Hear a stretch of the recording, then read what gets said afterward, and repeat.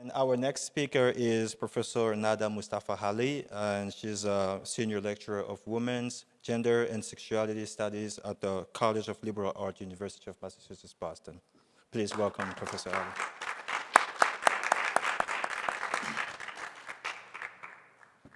Well, hello, everybody. I hope you are enjoying the delicious lunch. What an amazing, amazing Africa Day. Thank you all for coming, and thank you so much, Dean Idozi, for organizing, Associate Dean Idozi, for organizing this event.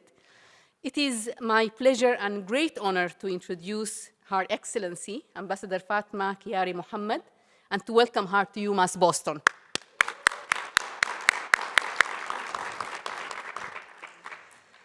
Ambassador Mohammed is the permanent observer of the African Union to the United Nations. She has been in this role for the past 2 years, and her mandate involves representing the AU at the UN, coordinating the 54+1 African member states of the AU countries in New York, while also maintaining productive relations with other UN member states. And of course, the one, does anybody know whom or which communities the one refers to? Yes. Only Haiti? No. It refers to the African diaspora, and I presume including Haiti, right? Prior to her appointment, Ambassador Mohammed was Senior Special Advisor to the Economic Community of West African States, ECOWAS Commission. She has more than a decade of experience working with ECOWAS and its institutions in different capacities, with a focus on peace and security, regional integration, and organizational development. Prior to joining ECOWAS, Ambassador Mohammed was the executive director at West Africa Conflict and Security Consulting, a family of regional consulting companies that work at the intersection of security, research, development, and investment in conflict-affected areas. She has also worked as a program manager for regional cooperation in West Africa at the European Union delegation to Nigeria and ECOWAS, and as a regional project manager for security policy projects in West Africa with the Friedrich Ebert Stiftung. Her thematic expertise includes peace and security, conflict prevention and transformation, gender, regional integration, and socioeconomic development. Ambassador Mohammed holds a Master's of Arts in Peace, Security, Development, and Conflict Transformation from the University of Innsbruck, Austria, and the Master of Arts in Sustainable Economic Development from the UN University of Peace in Costa Rica. She also holds an MBA in Business Communication from the European University in Switzerland and a BA in Environmental Design from the Ahmadu Bello University in Nigeria. Ambassador Mohammed is from Borno State in northeast Nigeria, although you could confuse her with a Sudanese woman, by the way. I thought she was from Sudan when I first saw her photo. And I find this significant, her being from Borno, Her Excellency being from Borno State in northeastern Nigeria. If you typed women in Borno State in Google, for example, as I did, you would see many titles actually referring to Boko Haram and to the Chibok girls, and these are some of the titles I found. Women, children abducted, killed in Nigeria's Borno State, 30 dead, including pregnant woman and baby in Nigeria. Chibok schoolgirls kidnapping, this is the Wikipedia page. Women in displacement, cities in Borno. And so these are real challenges, of course, that women and communities face in Borno, in Nigeria, but also across Africa, including in my country, Sudan. And that is why Ambassador Mohammed's high-level leadership role, as well as her very presence, really challenges single-story narratives about women from this region and from the African continent at large. It shows that we have strong women leaders serving at the top level who are also working to address insecurity across the continent, as well as its root causes of inequality and injustice. Ambassador Mohammed is fluent in 4 languages, by the way. These are English, French, Hausa, and Kanuri. She also has a basic knowledge of Arabic and Spanish. The title of her speech is Afrophobia and Pan-Africanism, Lessons from the Continent. Please join me in welcoming Ambassador Mohammed and in inviting her to the podium.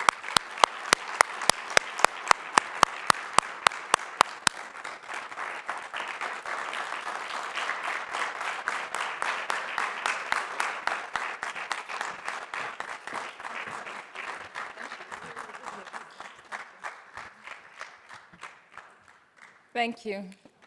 Thank you so much, and good afternoon, everyone. I hope you're enjoying your lunch. You know, the Ghanaians and the Nigerians have this ongoing battle about rice, jollof rice, and I see the Ghanaian putting her head down. And it's always a challenge, you know, when you have Nigerians in the room and Ghanaians, and you start this discussion about jollof rice. So we'll leave that for another day. It's really an honor for me to be here today and to be in your wonderful campus for the first time. And I'd really like to begin by thanking Dr. Rita Edozie for the kind invitation. I'm so happy I had the possibility to be here with you. In addition, the African Scholars Forum, the Pan-African Graduate Students Association, the African Students Union, Ghanaian Students Association, and just to congratulate all of them for organizing what is clearly turning out to be a very successful event.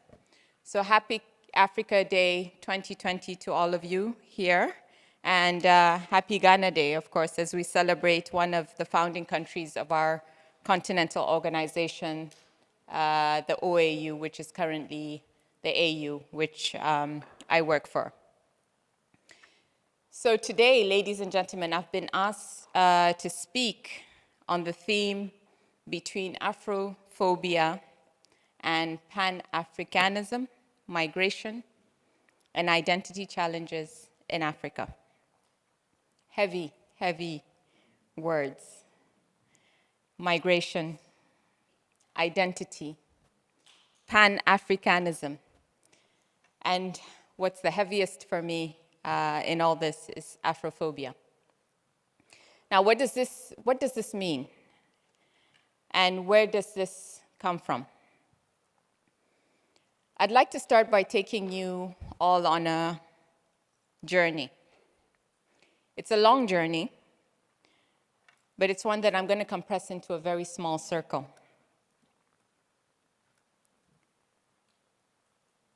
I'm hoping by taking you on this journey that I'll be able to give you some ammunition, some food for thought. And as we go into the panel discussions, we can ponder on this theme and go a little deeper on what some of these words and what this theme means. So 3 thoughts. The first one, let me begin with some definitions and maybe deconstruction, starting with suffixes such as ism and phobia. Phobia, what does it mean? How is it defined? So obviously I went to Merriam-Webster, don't we all? And it's described here or defined here as an exaggerated, usually inexplicable and illogical fear of a particular object, class of objects, or situation. And if I may add, of the other. Exaggerated, inexplicable, illogical fear. Isms, on the other hand, is defined as a distinctive doctrine, cause, or theory, or an oppressive and especially discriminatory attitude or belief. So phobias are usually expressed describing feelings and behaviors by individuals, while isms are usually expressed or described as feelings and behaviors of collectives. And very often, the two go hand in hand and they overlap. And more often than not, one is a precursor of the other, and particularly when it's used in negative terms. Now, I'd like you to hold that thought for a minute, because I'm going to come back to it later on. So the second thought, and the second thought is on history. In order for us to understand generally where we're coming from, we need to, or where we're going to, we need to understand where we're coming from. And that's the importance of history. History and the understanding of our history as human beings, as Homo sapiens, and our history as Africans is fundamental towards understanding where we are today and where we need to be going. So how far back should we go? How far back do you think we should go? 50, 60 years? This is when most countries in Africa were newly becoming independent. 150 years, back to the Berlin Conference when Africa was being negotiated. 400 years, when enslavement of human beings was the most lucrative trade. Or how about 500 to 600 years? Or maybe 50 to 60,000 years. And this, when according to the science, shows that humans only started moving towards other parts of the world. Today, we call it migration. And in the last 50 to 60,000 years, according to the science, this migration exploded over the last 500 years. Now, in addition, still according to the science, our species, the Homo sapiens, originated from Africa. So whether you look African or not, think about it. We as Homo sapiens fundamentally are African. Africa is where we first evolved, and Africa is where we have spent the majority of our time on Earth. And evidence still exists to this day, dating back to over 200,000 years. So I guess no matter what you believe in, whether it's Adam and Eve, whether it's science, either way, we as human beings all come from the same source. And I think, therefore, it's safe to say that migration, this word that is often linked to fear, is a natural human phenomenon. Second thought. Hold that thought. Now, the third thought is on Pan-Africanism, in the broader sense, which can be said to have its origins in the struggles of the African people against enslavement and colonization.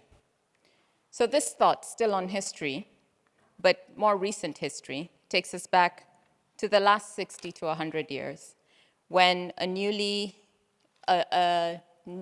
number of newly independent African states decided to focus their energies on collective efforts to fight decolonization, the struggle against apartheid, and the attainment of political independence for the continent.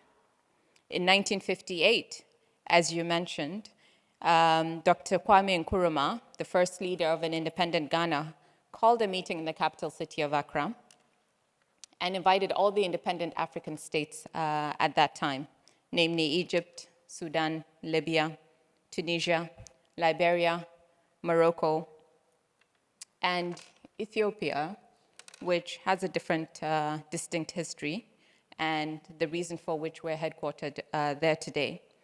And the idea was to come and recommit themselves to supporting independence for the rest of the continent. So this gave birth to the Organization of African Unity, which basically spearheaded the decolonization process. In 2002, we became the African Union, and the continent rededicated itself to attaining the Pan-African vision of an integrated, prosperous, and peaceful Africa, driven by its own citizens, representing a dynamic force in the international arena. Now, to achieve this vision, we held some time back our what we called our Golden Jubilee Summit of 50 years. And we came up with our solemn declaration looking into 8 areas spanning social and economic development, integration, democratic governance, peace and security, amongst others, to kind of fan out the vision of a new Africa, moving away from the thinking of fighting for freedom to where we want to see Africa going. And I won't go into the history of Pan-Africanism, but let me just mention very quickly that the idea originally came from the diaspora, and I'll mention one person in particular, Dr. Dubois, which many of you I know have probably studied, who convened the first Pan-African Congress in the 1900s and looked at bringing together people of African heritage living outside of the continent. And there they decided to protest the stealing of lands in the colonies, racial discrimination, and deal with other issues that were of interest to them at that time. And to date, Pan-Africanism remains a vital force in continental and diasporic culture and politics. Now, I asked you to hold a couple of thoughts together. That was the third one. And I'm going to try and quickly bring the three together. From the beginning, I talked about fear. And fear is something that is created in the minds of people. Fear stems from phobias, and using whatever prefixes we create as a barrier.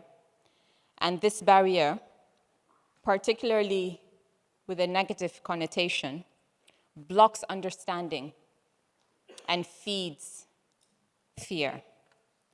And when we think about these fears, and we think of it in terms of diseases such as racism and xenophobia, these are fed with natural phenomenons, fed into natural phenomenons such as migration, and then it becomes a thing of fear. Now, earlier I had mentioned using science to explain the natural phenomenon of migration, and I really hope you're on this journey with me and are seeing the circle closing in. If you're not, then I'm not doing a very good job. So fear is fear of the unknown. It's fear of lacking. And that's when you find people becoming divided. You find people fighting for natural resources. You find those who want to dominate using fear to divide people and therefore make their cases and continue to dominate us and dominate our minds. So fear, phobias, otherism, migration, Pan-Africanism. Can you all see the circle? Are you with me? Are you with me? Not really? Okay. Ladies and gentlemen, our history as Africans, and I mean Africans as Homo sapiens, from where we originated from, and more recent Africans who have transitioned and have created this institution, this great institution that I am very proud to serve, moving from the OAU to the African Union, fundamentally has to do with overcoming our fears. Recognizing that we're the same, celebrating our differences, telling our stories, teaching our history, the practice of Ubuntu, I am because you are, and so many other African traditions, recent African traditions that we all know of, is what we need to propagate. We heard earlier Dr. Nada mentioning the importance of narratives and owning our own narratives and telling our own stories. But unless we're able to tell them by using reality and projecting the positiveness of what we're doing and where we're going, we'll never be able to achieve what we have truly set ourselves to achieve. So let's focus on building nations worldwide to eliminate discrimination and also help those who've been left behind to gain full and equal participation in global development. Young people, especially, I believe in young people. And I think you are now and you're the future. So educate yourself and educate others. Celebrate yourself, celebrate your culture, and celebrate your identity. Tweet and commit. Recommit to wiping out discrimination and fear while promoting equality and empowerment. And finally, let's transform this thinking into positive action. Let's break down the walls and overcome the fear. Think about it. What does the future look like without fear? I thank you.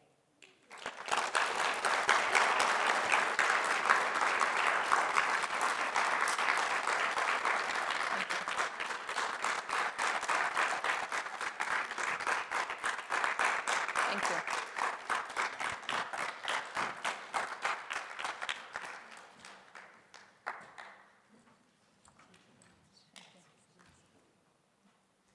Okay, so we have about half an hour for Q&A. This was really an amazing, inspiring, insightful, and informative speech. And I think it's going to generate a vibrant discussion.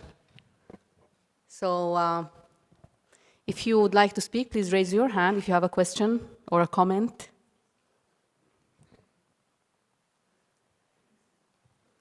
Should I just stand up maybe? Yeah, you can sit down. I can't see people on that.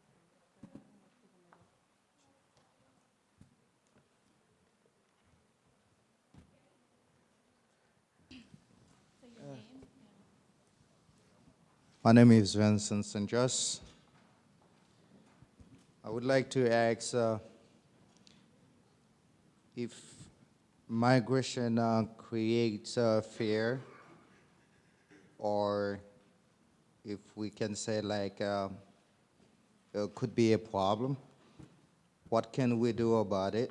And if we choose to escape from challenging migration, how can we go along with it? Could you please repeat the question? If we consider, if we consider migration as a problem, or As a could problem. create a problem, what can we do about it? And if we choose to escape from challenging migration, how can we go along with it? So if we considered migration a problem, maybe driving xenophobia within the continent, what can we do about it? Is that the question? Is that your question? Thank you. Okay, I didn't quite get your name. Hi. But clearly you're one of those that was not on the journey with me.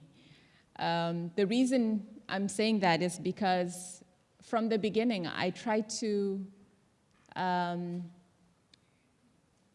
basically explain, or the idea was to explain that seeing migration as a problem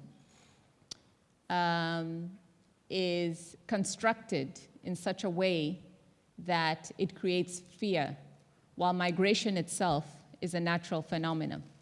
So what we need to do is understand what migration actually means, how migration can continue to happen as a natural human phenomenon in a safe and orderly manner, right, as opposed to people putting their lives at risk. And then also look at the science. What is behind the images that we see, owning the narratives that we're currently seeing projected, and understanding the reality, particularly when you look at the African continent, where data clearly shows that migration, intra-African migration, or migration towards Europe, is a tiny fraction compared to inter-African migration, and the negativity with which it's projected is also a fraction of the reality. And I will suggest a reading for you. There was recent publication from UNDP called Scaling Fences that looks at migration in a different light. I would highly recommend that for you as reading. I hope I've been able to answer your question. Any other questions? Yes? Microphone, please. Please Hi. introduce yourself. Hi, I'm Simon. I'm a staff here. I'm from Cape Verde. So my question is toward us Africans within the continent.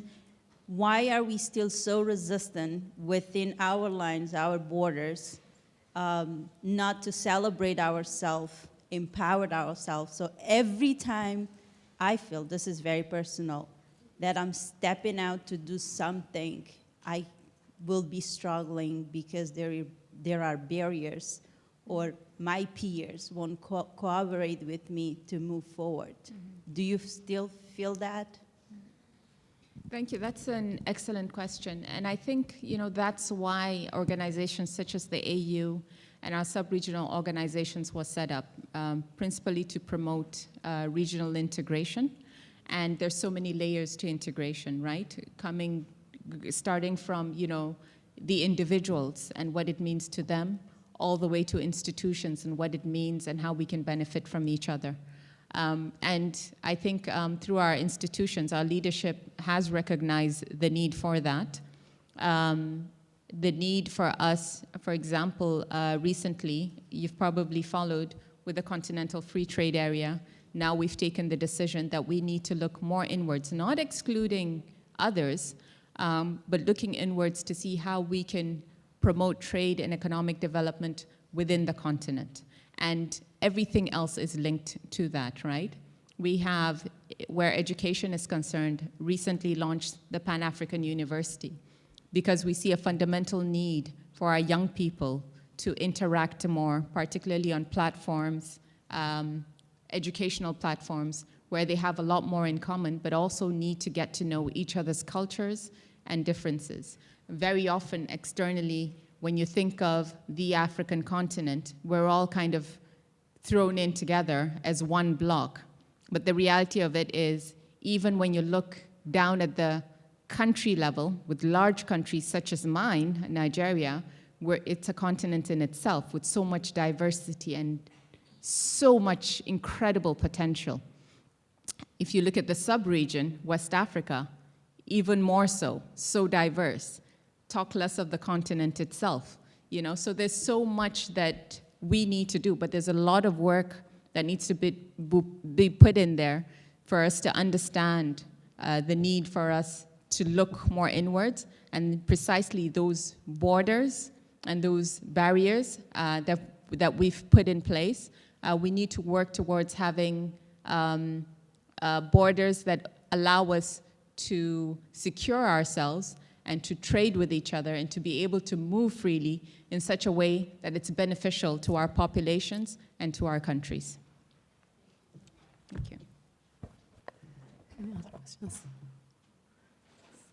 Oh, I'll stand up. Do I have to stand up? Oh, sorry. I'll pass it to you afterwards.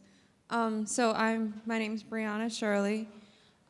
So I don't know if it's a question necessarily, more like an opinion-based answer from you.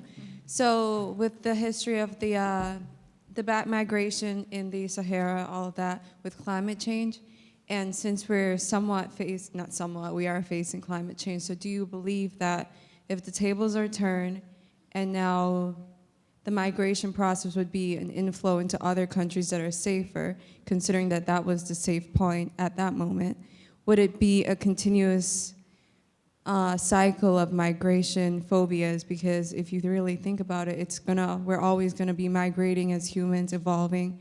So it wouldn't necessarily end, but we could try our best to educate everyone. But basically, what's your input or opinion on that? I agree with you, absolutely. I think fundamentally what we need to do is educate. We need to put in place policies that work for us, policies that allow safe and orderly migration, like I said. One very important thing that you mentioned is climate change, which is a huge issue on the African continent today, and it's one of the factors that's pushing migration. But the reality of it is, still going back to the science and looking at the figures, we're more of victims of climate change. So the focus on Africa is more towards adaptation, changing the way we live, changing the way we practice, particularly agriculture, and then looking at putting in place, initiatives such as the Great Green Wall, for example, to ensure that we're able to protect ourselves, but at the same time to continue to advocate to other countries, particularly with other countries that are, for lack of a better word, perpetrators, if you like, to be able to also be responsible for their actions so that other parts of the world do not suffer or continue to suffer the consequences. I think she wanted to say something again. No? Over there, yeah. Okay. Basically answered my question, but my name is Eva Early, and I was wondering, how does religion play a role in fear? My impression is that that's a very big part of it, but I don't know how it works in Africa.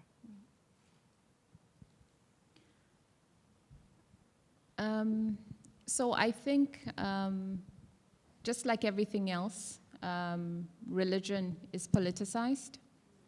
And so very often I try not to use the word religion, but I use the word faith. Because fundamentally, it's no matter what you believe in, fundamentally it's about faith. And I don't think there is an existing faith that propagates any kind of negativity against the other. But when it becomes religion, that's when it is politicized and then it's used against the other, and continues to be a problem to the state, because that's where it's manipulated and otherism comes into being. So when people ask me, and people still do today, what your religion is, I say my faith is, or this is what I believe in. Does that answer your question? Please.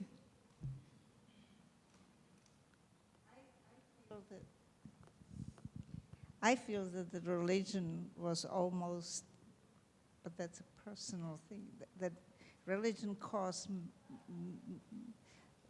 friction and especially if you look at the history in Europe and maybe here and everywhere else.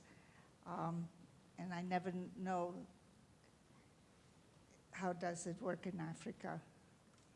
It's such a diverse country. There must be so many religion groups. Yeah. And I have never actually found religion helpful. Thank you. I think that was more of an opinion than a question. Thank you. Hello, my name is Jamel. So my question has to do with kind of the current situation in Africa and much of the world, where we have colonial borders that were established and we have an economic system, both of which were designed to benefit others outside of Africa. So in light of that, can you share some experiences that are happening in Africa where different nations or peoples are reconciling what you're calling for with those very real realities? Thank you. I think that's a very pertinent, I would say, observation and a question as well. And it goes back to what I was saying earlier about the understanding of our history, not only as human beings, but also as Africans, and the history that we somehow inherited when it comes to our borders and how the different countries in Africa, or the different countries on the African continent, 54 plus one of them, kind of evolved. And from region to region, we also have very different histories as well, right? You look at Southern Africa, and its history is quite different from when you look at Western or Central Africa, for example. Northern Africa, quite different. But very often we keep hearing and keep going back to this whole narrative about Africa and the Africans as if we're just one country. So understanding that history is fundamental. Educating others about that history is fundamental. Our existing institutions that currently look at those histories and look at how we can overcome, over time, those forced borders and work better together, and not use the fear that was instilled in us, that was created, that was put there to divide us, and that today we see it propagating and repropagating in our different communities and countries, how we can overcome that and look at the broader picture so that we have collective progress on the continent. I think that's where we need to start from. But I think as individuals, we also have to have a better understanding of what's actually in place. Very often, we know a lot about the challenges. We know very little about the opportunities, and we're not doing enough, I think, as individuals to focus on the opportunities and see how we can also play a part in that.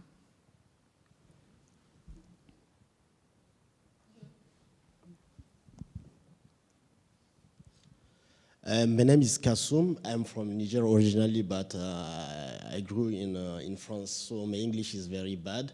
I will try also speak Hausa, barka ku da zuwa. You can speak French, we can translate. Ah, ben c'est très bien. Y a quelqu'un pour traduire? Je peux le faire. Ok, d'accord. Alors, ce que je comptais dire en fait, nous savons très bien qu'en 1885, à la sortie de la conférence de Berlin, une des principales mesures qui a été consolidée dans l'acte de la conférence était le principe d'intangibilité des frontières. Ce qui me paraît très étonnant, c'est qu'à la naissance de l'Organisation de l'Unité africaine, l'ancêtre de l'Union africaine actuelle, ce principe n'a jamais été remis en cause. À la naissance de l'Union africaine également, ce principe n'a jamais été remis en cause. Or, nous savons que ces frontières artificielles héritées de la colonisation ne représentent aucunement les réalités anthropologiques et ethniques du continent africain. Ça, c'est un. Deux, étant donné que ces frontières-là... One at a time. OK.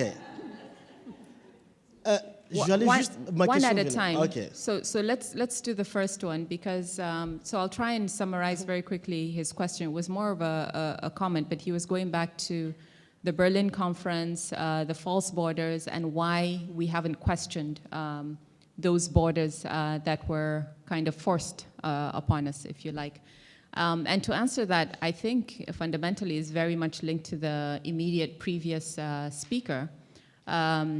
The question that he had asked regarding our borders and so on and so forth. Now, whether it was questioned or not was where I was saying I differ on that thought, because when you disagree with something, okay, or you understand something, and you put in place measures to overcome it, there's an approach that you can use that does not necessarily need to say, these borders were first on us, we're going to break them down. What do you need to do first before you break them down? If you build a crooked wall to surround your house, right? You surrounded your house to protect yourself, to have privacy, and so on and so forth. Now you realize that it's crooked, right? Are you just going to break it down and leave your house exposed? No. You have to have some sort of plan. You have to have some sort of transition in order to say, okay, we need a fence to protect. We need a fence for privacy. But what kind of fence do we need in order not to cut out my neighbor, because that neighbor is supposed to be part of my compound? So there's a process in place. And I think the evidence is there as far as processes are concerned, right?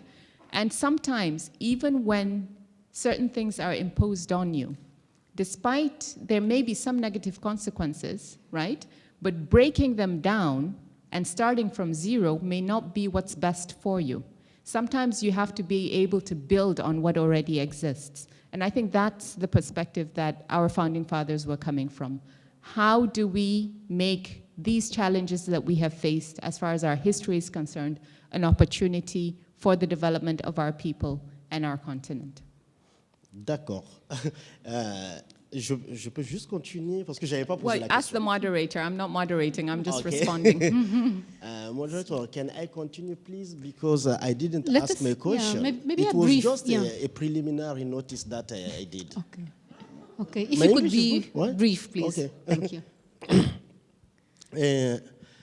Et donc, j'avais dit ça, vous avez apporté votre réponse, il n'y a pas de problème. Et je me dis que nous savons très bien que ce sont les frontières qui créent les peurs et les rejets. Et les frontières sont le principal obstacle à une intégration africaine. Donc, comment l'Union africaine, qui n'a jamais remis en cause, bon, vous avez apporté votre correction, évidemment, mais comment l'Union africaine compte aller vers une intégration totale alors qu'elle n'a même pas encore remis en cause cette question de l'intangibilité des frontières? Je vais donner un exemple et j'arrête, je vous jure. Par exemple, moi, en janvier, j'étais en Afrique. J'ai quitté Vous étiez en Afrique. J'ai quitté Niamey, la capitale du Niger, pour me rendre à Bamako, au Mali. J'ai traversé le Burkina Faso en voiture. Vous savez combien de postes de police je me suis fait contrôler à combien de postes de police? 17 postes de police. À chaque poste de police, j'ai dû donner l'équivalent de entre 2000 à 7000 francs CFA. Je ne sais pas en dollars combien ça fait, mais voilà ce que j'ai payé en fait pour traverser, pour circuler chez moi, sur ma propre terre. Vu tout ça, comment l'Union africaine compte supprimer tout ça et puis aller vers l'intégration? Moi, je pense que peut-être qu'il est trop tôt de parler d'intégration africaine. Thank you. Voilà. Thank you. Thank you. Excuse me. I'm very So it was more of a comment. I'll just quickly translate for the benefit of those who don't understand French. He's once again talking about barriers, and then gave an example of how he, as a Nigerian, was trying to travel to Mali and the challenges that he had with the various border checks and so on and so forth. But it still goes back to the point that I was making in the beginning about processes and a gradual movement towards something. It can't happen overnight. West Africa happens to be the region that you come from, happens to be one of the more advanced sub-regions as far as free movement of people and goods is concerned. Today, if you look at your passport as a Nigerian, it's an ECOWAS passport. Mine as a Nigerian is an ECOWAS passport. Ghanaian is an ECOWAS passport. There's no other sub-region in Africa that has that today. I don't need a visa to go to any of the 15 countries with my passport from one country to the other. And that's huge. And those barriers don't exist. Now, that's when you're flying. When you bring it down to road travel, the infrastructure is something that we're still working on. And the infrastructure has to go hand in hand with educating and training those that work on the ground as well. It's part of a process. So we also have to be very careful. And this is what the point I was trying to make earlier, and you were also trying to make, Nada, about narratives. There are realities, but there are also narratives, right? And you need to find a way to balance the two. You know, on the one hand, we've made progress in certain areas. We still have progress to make, but by propagating just the negative side of it and not looking at the positives, we're feeding once again into that narrative, which brings back what I was saying earlier about the mind, right? So I would suggest to you to turn it around and look at it the other way. What is the positive side and what have we been able to achieve so far? And West Africa is definitely an example amongst all the other sub-regions on the continent. Thank you very much, Ambassador. My name is Maria Ivanova. I'm on the faculty here in the program on global governance and human security. And just on this point about narratives, stories, and what is happening.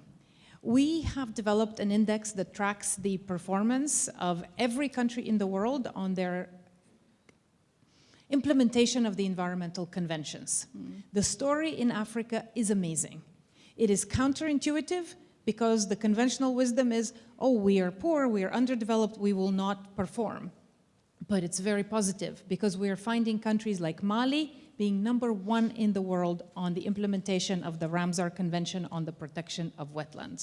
And so we have data to feed into a narrative that is very positive, but we're not seeing countries quite really live up to this yet. And so we actually work now with governments. We are convening East African countries in Rwanda in June to take that story, to take that narrative to Africa and start working regionally in South-South collaboration. Fantastic. And so on that point, I just wanted to kind of connect into your governance part. As an ambassador to the United Nations, can you speak a little bit about the role of African countries in the United Nations and the role of the United Nations within African countries, and how do we shape that narrative and how do we make change? Thank you. That's a heavy question. We can have a whole theme, you know, an entire workshop on that, but I think it's a very, very pertinent one. First of all, let me start by congratulating you on the work that you're doing, and also for projecting that positive narrative, because I think it's very, very important. And as I referenced science when I was speaking, because data is critical. You need to be able to back whatever you're saying up with facts, you know. And this is something that we don't see enough of, you know, despite technology, despite, you know, our evolution and access to information and all of that. Literally, it takes one false tweet for people to catch on, and nobody wants to do a simple search to find out whether it's a fact or not, especially when it's negative. So very, very important. As far as the role of African countries at the UN is concerned, first of all, you know, in my role as the observer there, part of what I do and part of my mandate is to coordinate with the 54 member states of the AU that are member states of the UN as well, particularly on common African positions. So when we have a common African position that is linked to any of the negotiations that are going on at the UN, it's important for me to be able to support our member states to understand what those positions are and to be able to push collectively. But there are certain aspects where we don't have common positions, and when that does not exist, you know, each sovereign state has the right to go forth on its own understanding. So when it comes to the climate issues, for example, depending on what region of the African continent you're talking about, the challenges are different. Collectively, we have common understandings on certain issues, but the reality of it is you need to go down to sub-region, down to national level to look at specific issues, you know, whether it's drought or floods, you know, from one extreme to the other. What is it that's the issue for you to push, that you want to push forward? And that's where, you know, studies such as yours, initiatives such as yours are critical, particularly on the national level, because you go into the specifics. Now, as far as the role of the UN on the continent is concerned, well, both the AU and the UN currently are going through reforms, us more on an institutional level with the Commission, but also our relationship with our various organizations, the various AU bodies. But with the UN, what they're currently doing is also looking at reforming their presence on the ground. So with the regional coordinator system and how they can better support the various countries where they have representation. That's the short answer that I can give you. But there's so much more I can say on this topic. And fundamentally, I think, you know, academic institutions, civil society in general, they're like the backbone, because you're doing the research, you're going into the field, and you're feeding into the decisions that are actually taken on the global level. So thank you for your efforts. Thank you. So we'll save the last question for one of the young people here. A question or a comment. Hi, my name is Francesca, and I'm an 8th grader from Boston Collegiate. I'm here with my teacher and my peers, and I wanted to ask you what inspired you to be an ambassador from Africa? Oh, I'm an accidental ambassador, my dear. I didn't wake up, despite being the daughter of a diplomat. My father was an ambassador, it was never something that I had planned. It happened, basically. What I did know I wanted to do, how old are you? 14. So when I was about your age, I always knew that I wanted to help people. I always knew that I wanted to work with children, even at that age. It wasn't clear to me what or how. And as I grew older, the idea kept maturing. And then eventually I went into international development. And I guess at some point my country recognized my efforts and felt that I would be a good ambassador for the country and be able to represent our collective interests, generally as a nation, but as a continent and as human beings. So that's basically how it happened. But thank you for your question. Very good one. Thank you very much.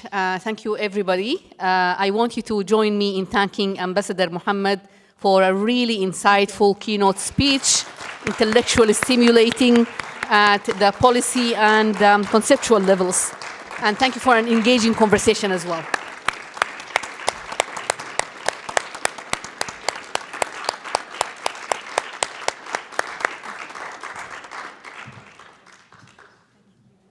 Sorry, I forgot to mention, and the ambassador did not mention either, but for all speakers that come to, that are invited to UMass Boston, it's a scholarly tradition to provide an honorarium to that speaker. And we did offer an honorarium to the ambassador, and she rejected that honorarium and instead agreed to dedicate or gift the honorarium back to us in name of a scholarship for a student, a graduate student who studies Africa and who may or may not, but do an internship with the African Union office in the United Nations. So I'd like to thank her publicly.